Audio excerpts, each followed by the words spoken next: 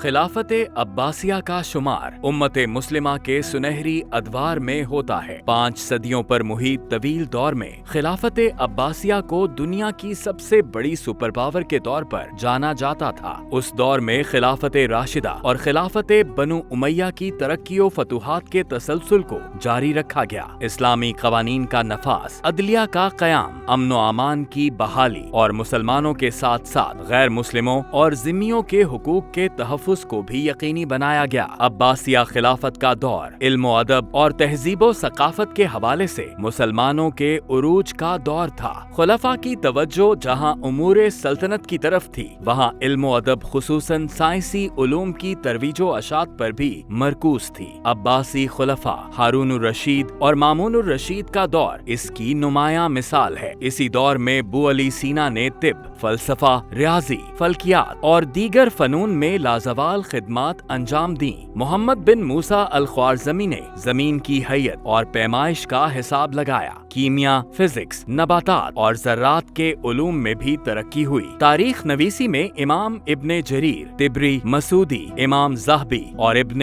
اسیر کے نام شہرائے آفاق ہیں۔ اس دور میں نظام تعلیم کو جدید تقاضوں پر استوار کیا گیا، جس میں مدرسہ نظامیہ بغداد اور کئی یونیورسٹیز کا قیام عمل میں آیا۔ کتب خانوں کے قیام سے عوام میں علم و حکمت کا شعور اجاگر کیا گیا، جس کا بہترین نمونہ بغداد کا بیت الحکمہ تھا، جہاں ہزاروں کتب موجود تھیں۔ خلافت بنو عباسیہ میں مسلمانوں کو اقتصادی طور پر دنیا پر فوقیت حاصل تھی۔ صنعت اور زراعت کے شعبوں میں نت نئی ایجادات ہوئیں۔ خاص طور پر کانکنی میں نمایاں کام ہوا، جیسا کہ خراسان سے لوہا، کرمان سے چاندی اور سیسا، تبریز سے سنگ مرمر اور ایران سے نمک نکالا جاتا تھا۔ تجارت میں مسلمانوں نے ایسا عروج حاصل کیا کہ دنیا کی معیشت ان کے ہاتھ میں تھی۔ عباسیوں نے عرب و عجم کے تمام مسلمانوں کو متحد کرتے ہوئے انہیں حکومتی معاملات میں شامل کیا اور دین اسلام کا غلبہ پوری دنیا پر قائم کیا۔ مراکش اور اسپین سے لے کر ہندوستان و حبشہ تک اسلام کی شان و شوکت کے مظاہر عام تھے۔ آج امت مسلمہ جس زبوں حالی کا شکار ہے، نظام خلافت کے ہوتے ہوئے اس کا تصور بھی نہیں کیا جا سکتا تھا۔ امت کے تمام مسائل کا حل خلافت کے قیام سے ہی ممکن ہے۔ پاکستان اسلام کے نام پر معرض وجود میں آیا، جس کے حصول کا مقصد اسلامی نظام کا احیاء تھا۔